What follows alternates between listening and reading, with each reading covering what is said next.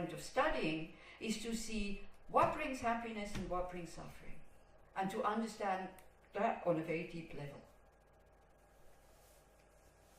It's about knowing, it's not about blissed out. It happens very quickly if you do a lot of meditation. It happens very quickly that the mind starts to calm down, and then you become very peaceful. But that's just a tool then to be able to study and to examine these topics in a different way. Because if you just, if you just enjoying it, what happens when you have a very peaceful retreat and you come out of it and you come home and your kids or your teenagers are still in the middle of the party and a mess everywhere? What happens? What happens?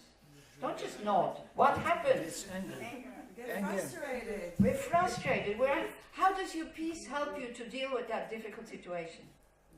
Whereas if you study about compassion, patience, karma and all this, on top of the peaceful meditation in the morning, your mind has methods and tools how to understand the situation.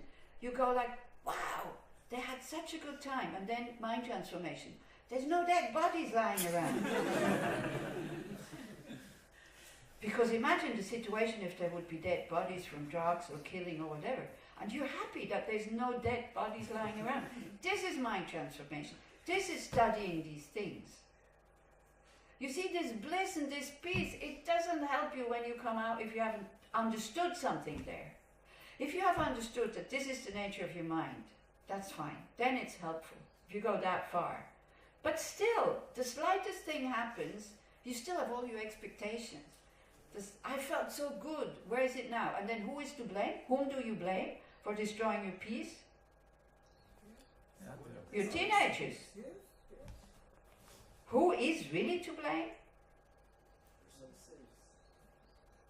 Ourselves. We are destroying our peace by being angry. It's also good when you come home in such a situation. It's good to warn people, and you say, if you're still kind of calm, you try to say, look, I'm really angry. I don't know what will happen now, because when I'm angry, my mind is out of control, so be careful. If you mean that honestly, people will understand, and they will not poke you, because they know how dangerous it is, but we never signal it so clearly. When I was in menopause, also at Tushita, I had terrible states of mind. I was so grumpy, and I didn't understand why. So I would warn them. I say, look, today, not a good day to ask me for something that you don't necessarily need. The moment I said it, everybody relaxed, me including. So they knew that if they would ask me something, I would get angry. So they knew they would get my anger. I also knew that I had told them that. And it's amazing how relaxing that is. Again, don't use it as a method. You need to mean it. Don't use it as a method to manipulate others to do what you want them to do. This is something we really have to stop doing. Manipulating others by anger or by kindness, because it can be done by both ways, so that they do what I want them to do. Because it's true, if you are kind to them, you have a very good chance that they are kind to you. But only a chance, not a guarantee. So don't use these beautiful things for that, so that you get what you want. There's another self-jealousy. Okay? Okay. So, let's look at the text here. So you have, yesterday before I got dizzy, you had 5 puzzle stones. Now you have 7. We have 7 puzzle stones. So the foundation of all good, page 11. The foundation of all good qualities is the kind and venerable Guru. Correct devotion to him is the root of the path. By clearly seeing this and applying great effort, please bless me to rely upon him with great respect.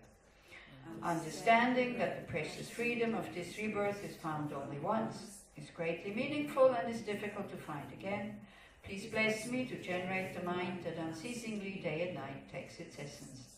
This life is as impermanent as a water bubble. Remember how quickly it decays and death comes. After death, just like the shadow follows the body, the results of black and white karma follow. Finding firm and definite conviction in this, please bless me always to be careful, to abandon even the slightest negativities and accomplish all virtuous deeds. Seeking samsaric pleasures is the door to all suffering. They are uncertain and cannot be relied upon. Recognizing these shortcomings, please bless me to generate the strong wish for the bliss of liberation. Led by this pure thought, mindfulness, alertness, and great caution arise. The root of the teachings is keeping the pratimoksha vows. Please bless me to accomplish this essential practice. So here we have covered 2 levels of these 3-level paths. First level is you work, you kind of direct your actions of body, speech and mind towards a good human rebirth. You have a good human rebirth every time round, and then you start to see, but okay, compared to hell states, hungry ghosts, animals is very good, but still there are a lot of things that are not satisfying. This is what Shoshana did with you yesterday. So what is one feature of samsara is having a mind that is not satisfied, never with outside conditions. Because these outside pleasures, they are, as it says here, they are uncertain and cannot be relied upon. In what way are they uncertain? They always change. One thing is they change, that's certain. We can rely that there is certainty to change, that the pleasure from an outside object fades away very quickly. But not only that, we cannot rely upon them to give us a pleasant feeling every time we consume it. It depends very much on other conditions, your mind state, the people that are with you. You see, the most beautiful meal, if exactly that person that is very attached to you, but you really don't like the person, you're in a restaurant, maybe you're alone, you ordered that meal that you always wanted, the person sees you and doesn't notice that you, or doesn't accept that you don't like him or her, sees you sitting alone, thinks that you're lonely, comes to sit next to you. What happens with your beautiful dish? Lost your appetite. Waste of money. So then, because you don't feel the pleasure anymore, don't call the waiter and say, oh, it must have been spoiled, it's not good, give me something else. Don't do that, because you might do it. Yeah? Because there's so much competition in restaurants that actually you can do that. They don't even taste it. They, without any question, they replace the dish. And some people use this. I think it's not, again, it's karma of stealing. Yeah. So, having pleasures is no problem. Why do you have pleasant moments? Can you will them to come? Can you say, I'm going to have a really good time now? Eating this dish, I will feel pleasure. Can you decide that? No. No way. You have a good chance, if you eat that dish with a happy mind, that the positive imprint is ripening. This is it. The happier your mind is, and happy again, I'm not talking about happy from harming others. That doesn't create happiness. I wouldn't call that happiness. That's perverse. That's a form of anger when you're happy with the suffering of somebody else. That's not happiness. It's not well-being. Yeah. So the happier you are, the easier it is for you to find pleasure in objects. It can be anything. The unhappier you are, the more there is desire and anger and low self-esteem and self-cherishing and all this, the more that is covering your mind, the more you have problems finding something that produces pleasure, because pleasure arises from a positive imprint. If your mind is open and relaxed, these imprints can ripen just like that, no problem, like the desert after the rain. Yeah, everything comes.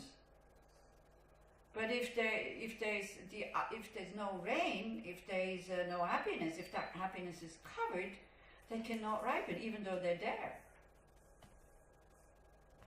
Yeah. Yeah, so we can't even say, I want to have an unhappy mind or I want to have an unpleasant feeling. Even that doesn't come.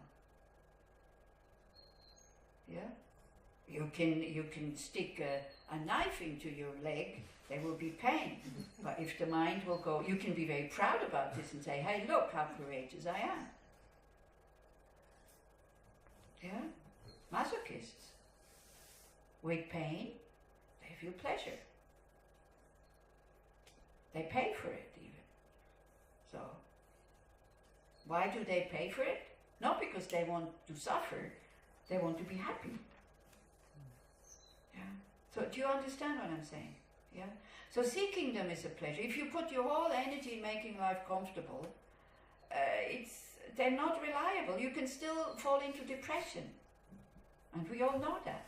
You all know people who seemingly have everything and are totally depressed, don't you? If you don't know them, watch movies. You can see them there also. Yeah. They are uncertain and they are the door to all suffering. Why are pleasures? You see, pleasures are then people when they hear this, seeking samsaric pleasures is the door to all suffering. Then they hear the Buddha said, oh no, you're not allowed to have pleasures. This is what people hear. Oh, Buddhism, no. They talk about impermanence and death all the time. They're not allowed to have any pleasures. It's like, oh no. They talk about suffering all the time. No, thank you very much. I don't want that. Why are they the door to suffering? It doesn't say pleasures are suffering. The seeking is the door. They say seeking pleasures is the door to all suffering. Because when you seek pleasure, there's desire in the mind. When there's desire in the mind, you cannot enjoy. And then you need to go and seek for more, and for more, and for more, and for more. And the wound, the lack, becomes deeper and deeper and deeper. And you get more stressed, and more stressed, and more stressed. And then you cannot find it anymore.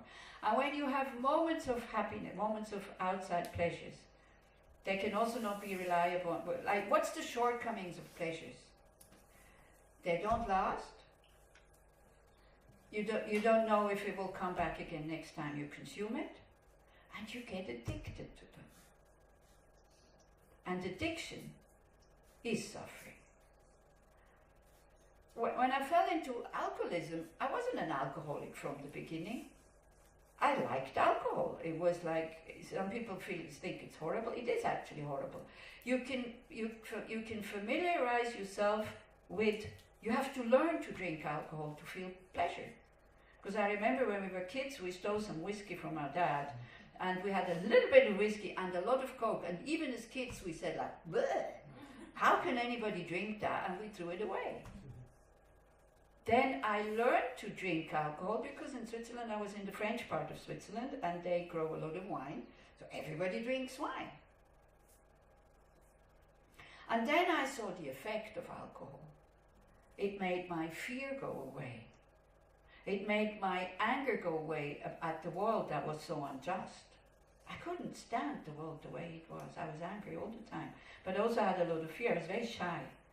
So I covered that shyness and that fear with anger. I wasn't aware of what I was doing. Now I know what I did. But then I had no clue.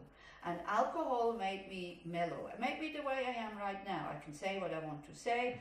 I'm not afraid. I'm not afraid of people. It's okay.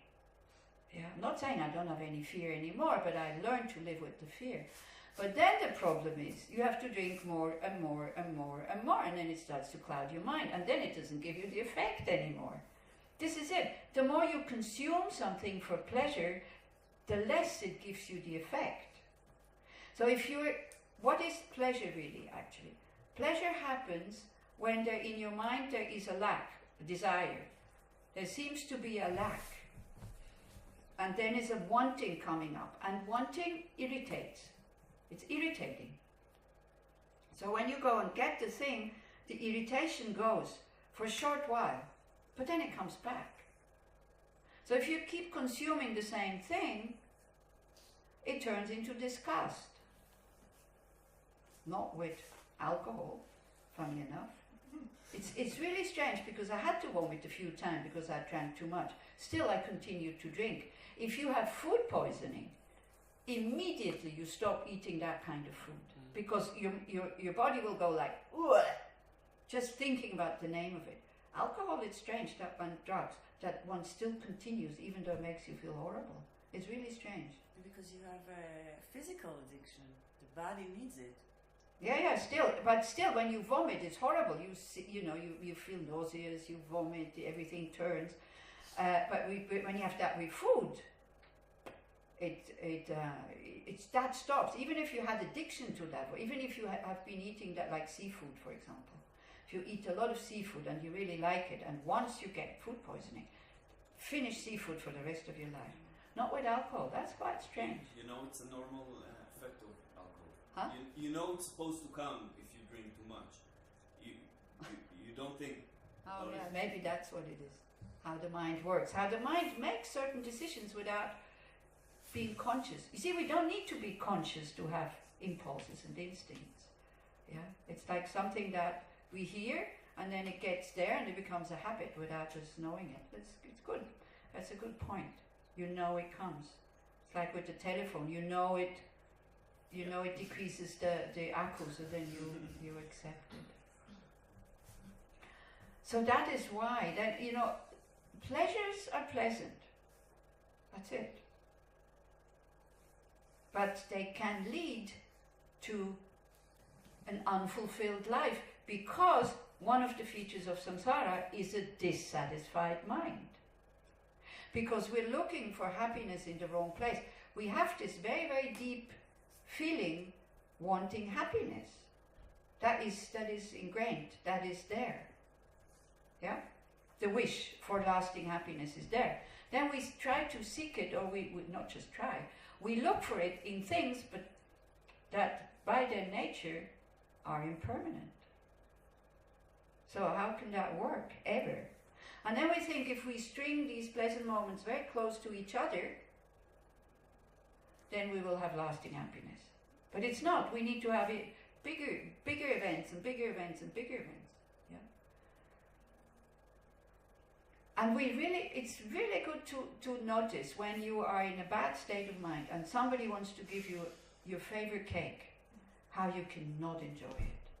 And how when your mind is happy and relaxed, kind of, what they're called? Petit beurre biscuit. It gives you pleasure. So how they try to explain it, you see, when there's wanting, and that seems to be suffering, like something robs in the mind, we're not happy, we're not content. So then you start to consume something, and there's an absence of wanting, but at the moment the absence of wanting is there, already there's a new wanting coming. So they say, if something feels pleasant at the beginning, and by doing exactly the same thing it turns into suffering, how can it be pleasant and happiness at the beginning? How can something that is an apple, without you manipulating anything, turn into an orange? How can something that is at the end, if you've done too much of it, suffering, be happiness at the beginning? The emptiness. It's just very, very small suffering at the beginning. Why is the suffering at the beginning? Suffering is always there. The wanting mind is always there in samsara. So, but it feels like happiness because the wanting is gone. But there's a new wanting coming up. Because also what the mind knows unconsciously, it's not enough eating just that dish to give me lasting happiness. This is why you always ask for the recipe. And then it never comes out the way it was. Anyway, stop asking for recipes, just cook the way you can cook. Happiness is not in the food. But that there is a misconception of that is clear. Why? Look at all the cookbooks. And new ones coming, and new ones coming, and new ones. Every year, new cookbooks coming up, and new ones, and new ones, and new ones. For what? Happiness is also not in the music, lasting happiness. Look, every year, new music coming out, new music coming, new music. It's not in art. New art is coming up. See, if that would give us lasting happiness, we wouldn't need anything new. It's just exciting. It's food for the desirous mind. Even art, sorry to say so. Sometimes art can touch us on a very deep level, then yes. But if it's just for entertainment, then, what's the point? There's a very nice book called The Art of Happiness, Inner Happiness. So this is, we can become the artist of our inner happiness by seeing these things, by understanding, and by slowly letting go. And at the beginning, the letting go is very painful. The situation also in samsara sometimes is explained. You know poisoned oak? Okay, some people know it. If you don't know it, you go for a walk in that forest with short sleeves, no socks. You come home.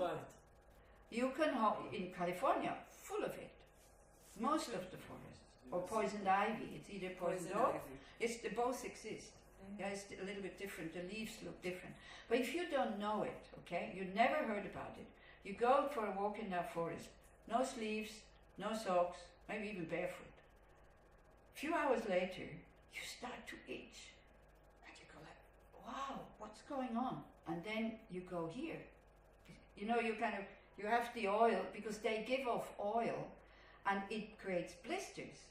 It's like burns, and some people swell because you itch, you scratch, but then you touch somewhere else.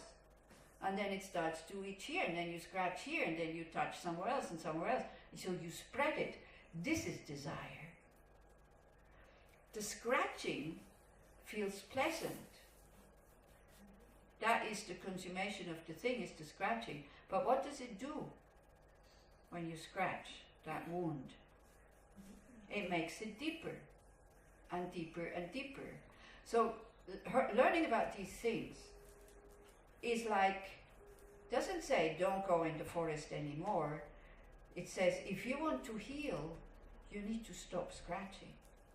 So that means you're still itching, but somebody's tying your hands behind your back. And only then we start to feel the itch, when we stop consuming.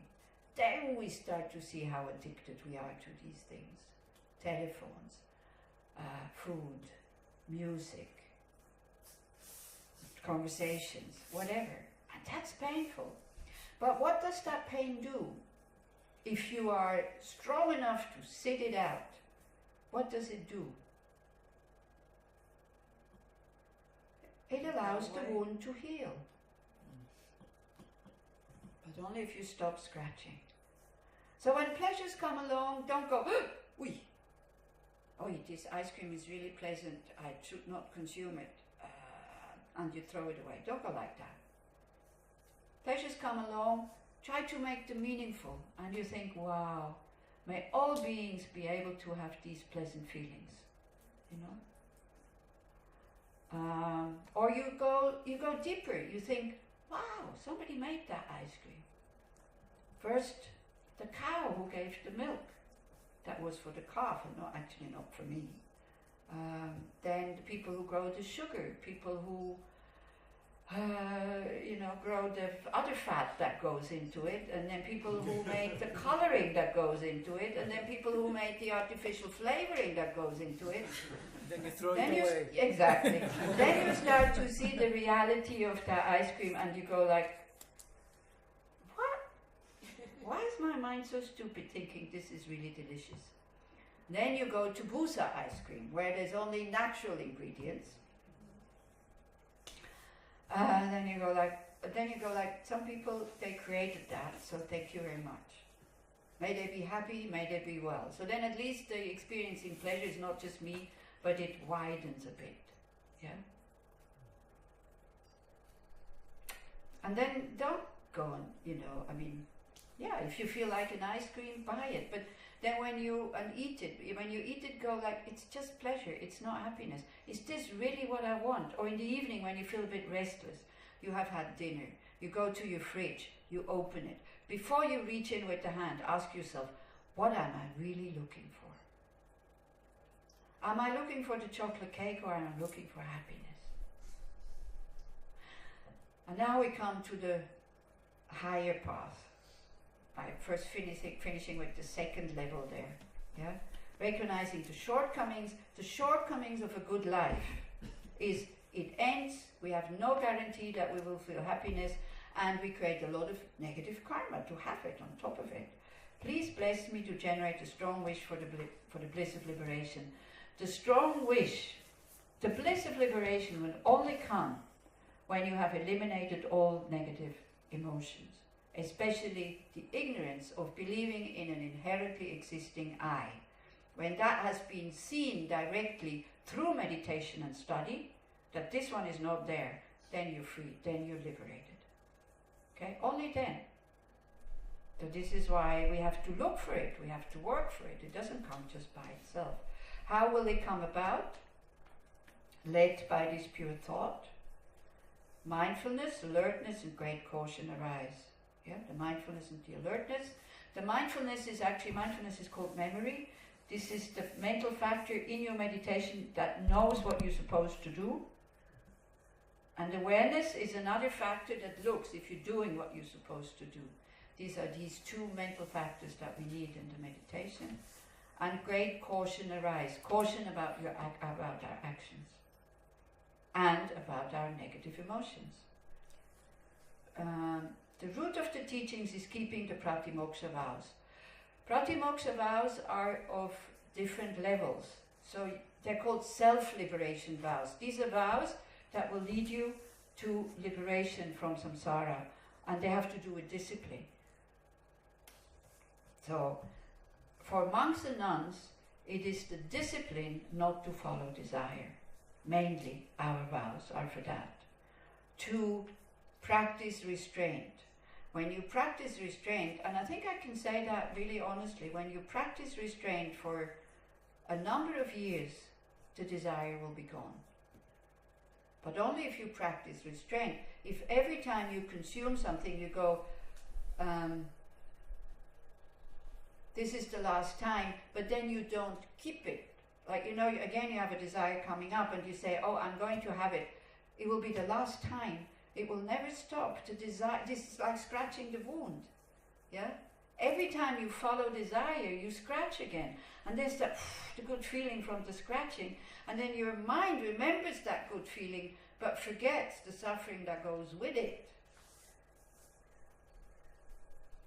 So by restraining yourself, then you get the freedom from desire, only then. Not by consuming a lot and then you will be so overfed that you're sick with it. No, some other desire will come up, and another, and another, and another. So the lay people's pratimoksha vows are especially not killing, not stealing, no sexual misconduct, no lying, and no intoxicants. You can add to that no sexual conduct if you want as a lay person. You can remain a lay person, take a vow of no sexual conduct, brahmacharya vow. You can do that if you want. Yeah. So that purifies all negative karma that comes from sexual misconduct. Actually, keeping vows, holding vows. Yeah. These are the pratimoksha vows. So it's either monk or nun, or these lay vows. Please bless me to accomplish this essential practice. Okay, now we come to the higher state. So if you do that, then you would practice ethical conduct, concentration, and wisdom. With ethical conduct, your mind becomes happier automatically. You don't even need to think in the evening, well, I haven't harmed anybody. You become quite relaxed if you don't harm others. Not immediately, again, if you stop scratching, the itching will still continue, but not immediately. Yeah? So it's not easy to keep vows. But keeping vows, taking vows helps you to become the person that you want to be. As we decided all at the beginning of this course, we were talking about our standards, weren't we? So if we have standards, we would like to be able to live up to them. That will bring us the happiness that we want. We feel good about ourselves. Not by looking at others, oh, they're all so bad and I'm so good. Then again, it's like arrogance. But a good self-confident feeling, wow, I'm really trying to have a good heart and not to harm anybody. I am this kind of person. Of course, if you look at others around you who are doing the opposite, that's what you think. But they might also be trying, they just don't succeed. Yeah? You're not kind of proclaiming it to everybody that you're trying to be a good person, are you? Because if you do, like me, because this is the uniform, then people expect it from you. And that can be a burden, it can also be a help. You see, if people know, now you know that monks and nuns should not go to movies, unless their teacher takes us there. Because at one point Lam Rim took us to this movie about the environment. Who was Al Gore, I think, made it. About the global warming. So about 20 months and nuns with our teacher, we went to the movies in Santa Cruz because he told us to come along. So, and I think he made sure at the beginning that there was no sex and no violence and nothing like that, because he wanted to make us aware of. It was a documentary, basically. He wanted us to make us aware that we also have a responsibility to look after the environment because it's our world. So if you proclaim to everybody that you are trying to develop a good heart, then they will demand it from you. When you get angry, then they go like, hey, what about your promise? Which could help a lot, actually, because then they remind you, and then instead of getting even more angry, it's none of your business, you go like, wow, thank you very much, I totally forgot. Because these negative emotions make us forget about the standards that we have. And I think these standards are actually inbuilt in a human mind, because that's where humanity tries to go to, but somehow with these wrong views that we have, we don't succeed. We cannot force people into being kind. Everybody has to make his own decision.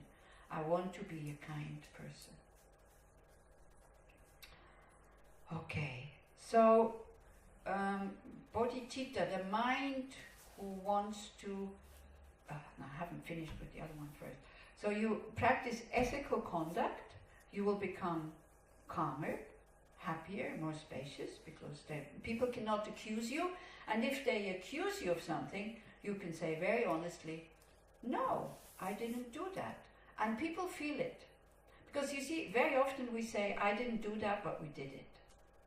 And then we're nervous when we say it, isn't it? We're nervous when we're lying. And other people feel it. Physically. Yeah, you can measure it. They have these lie detectors. You can measure it. Or this is how people who are doing, like even the warmth of the hand kind of increases when you're telling lies. Yeah. So when you are totally honestly saying, I didn't do it, you have a good chance that the other person believes you, if it's honest. But actually, because everybody is telling lies and is exaggerating in order to protect themselves, this is why also people have developed the habit of whatever is there, not believing it.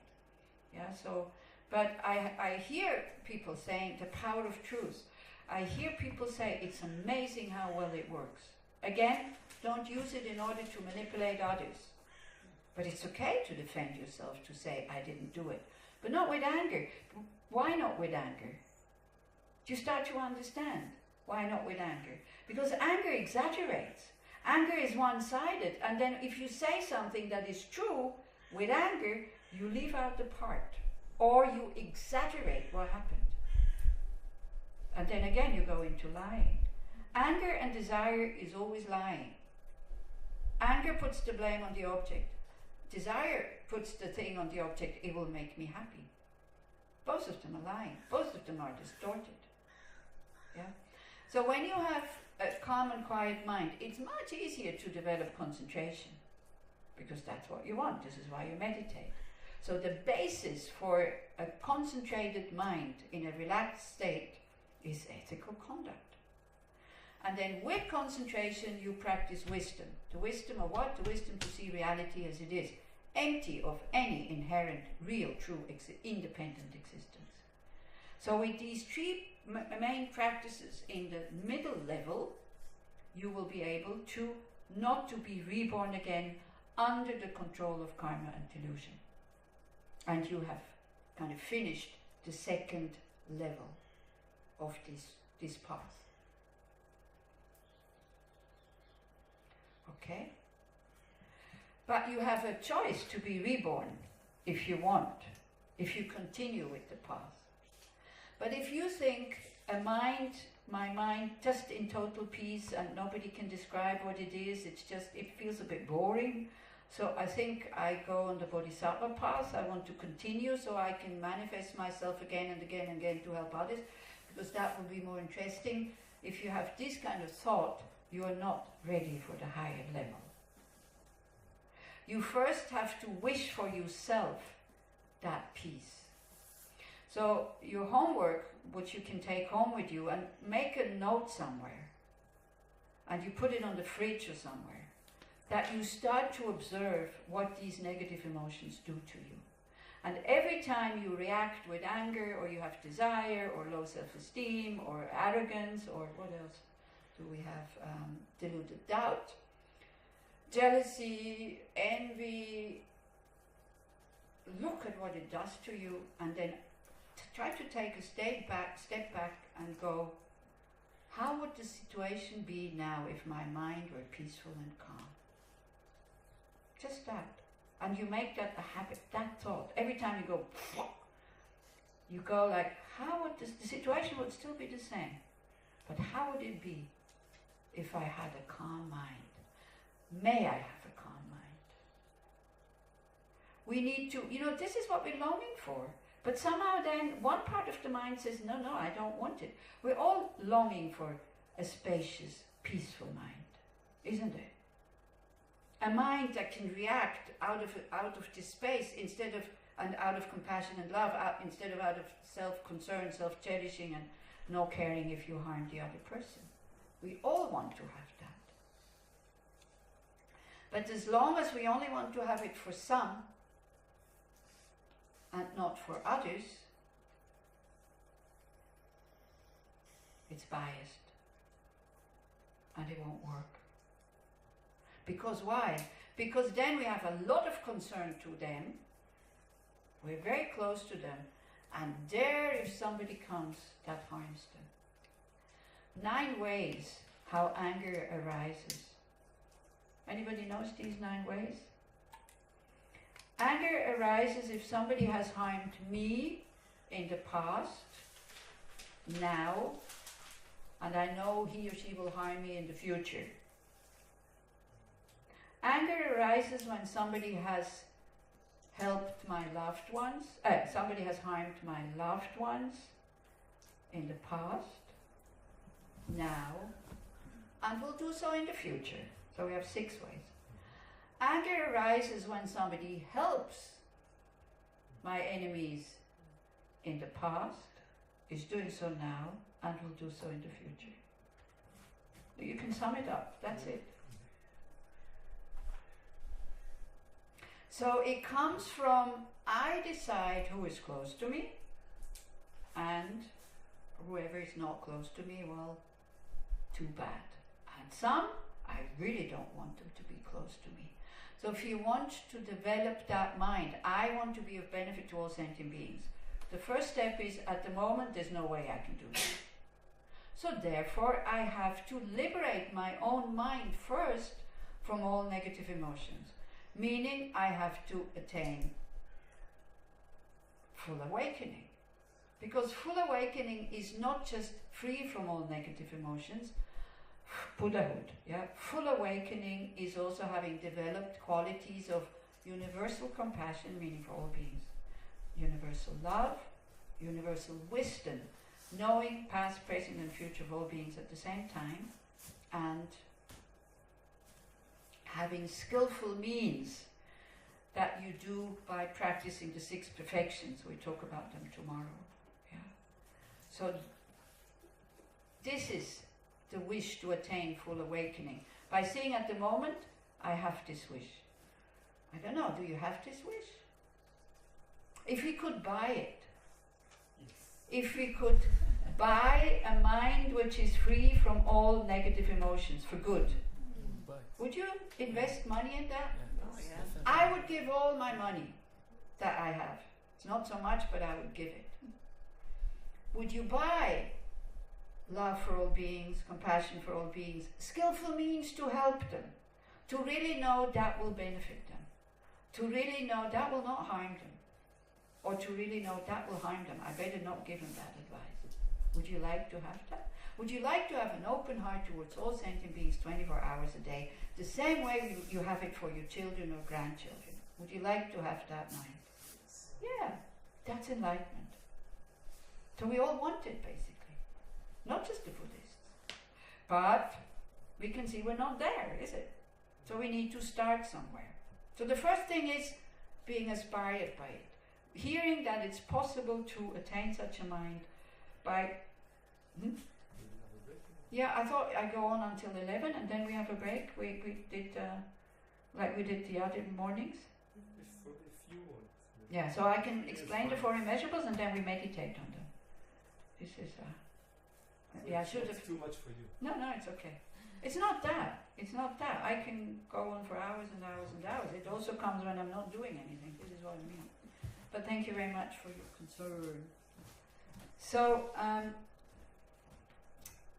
so we see that we're not there yet, but it can be developed. So the first step is just to be inspired by what is called bodhicitta. Are you all clear now what is bodhicitta? Bodhicitta is the mind who wants to attain full awakening in order to be able to be of benefit to all sentient beings. So first is kind of aspiring bodhicitta, saying, wow, I would like to be that. Then you become what is called an aspiring bodhisattva. Bodhisattva, body means awake. Sattva means a being. So at the moment we're an ego sattva. We have ego citta. Yeah, spontaneously, and it's good that we have it. It's that wish to be happy. So the wish to be happy is already there. For me, my children, my grandchildren, whoever, my friends. So all we need is to expand it. That's all. It's not that difficult. So the first way, in order to be able to expand it, we need to create some equanimity. So how we do that is by practicing what is called the four immeasurables. So the four immeasurables are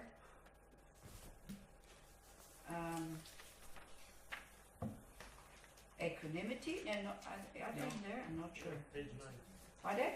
Page 9, the last line.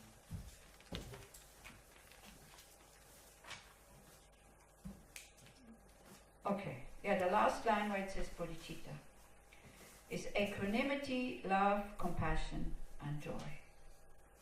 So these are mental states, okay? So as we said, mental states have functions. So the mental state of love has the function of making people happy, doing things that make people happy, even if it's just worldly happiness.